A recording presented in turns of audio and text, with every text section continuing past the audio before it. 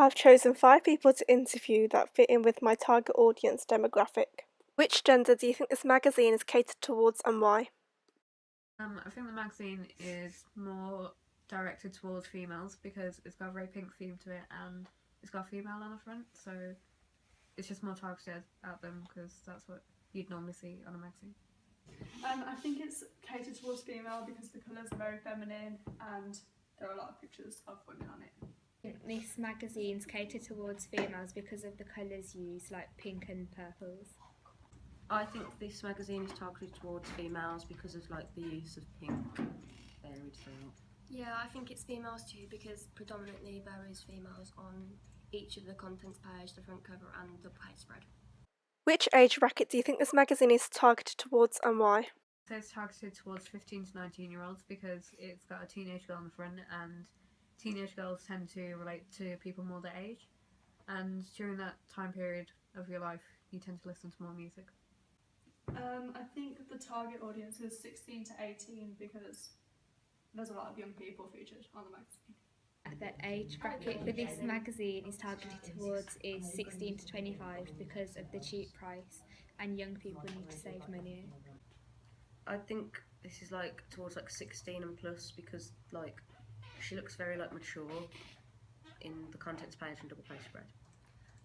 I would say this magazine is targeted towards 12 to 18 just because the colours are quite young, the baby pink, and also the model on the actual front cover looks about 16. What genre do you think this magazine is and why? I think the genre is indie pop because the magazine's appearance seems to be more darker and gothic compared to normal mainstream pop music. Indie pop because there is an acoustic guitar on the front, which is normally associated with indie. I think that the genre of this magazine's indie because because of the colours used and the model and like the props that she's got. I think the genre is pop because the model looks like quite girly on the front and it's like got pinks in it. I think the genre is indie pop because it says indie album, which makes me think that it is indie. Also the artist as well. What kinds of mode of language does the article use and what effect does it have on you? I'd say it uses informal language, and this is good because it makes more relatable to my age range and it's like a casual conversation. The mode of language is quite informal, so I can relate to it. I think that both formal and informal language is being used in this article because of the literate, and it makes me feel like I can relate to it. I think this is direct address because like it says the word you, so it's like involving you. Yeah, that gives a sense of like you're involved in the article and also that you've got a personal relationship between the artist and yourself. Does the magazine fit in with the genre? Yes, it does show the genre because the soft colours used represent the soft melody of indie pop music. Yes, because the topics are related to indie, such as the festivals and gigs. I think that the magazine does fit in with the genre because of the colours used and the iconography, and it mentions indie a lot throughout. I think this magazine does fit the genre because of the typography used.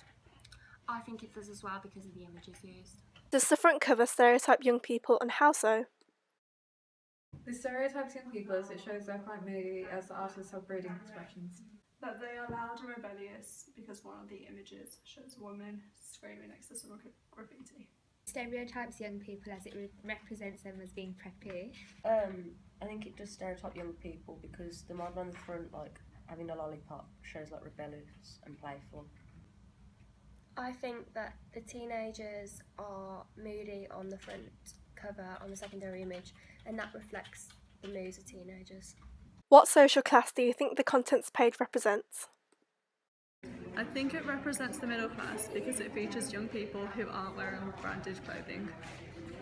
I think it represents middle class because it advertises different gigs around the country, so they must have enough money to be able to attend them. I think it represents middle class people because some young people might not have jobs. I think it is aimed towards the working class because of it being £1.50. Yeah, I was going to say that. What opinions do you have on the artist after reading the article? Does the topic intrigue you? I feel empathy towards her because it seems like she's had a lot of personal problems and she was able to overcome that to create music that's relatable to her fans.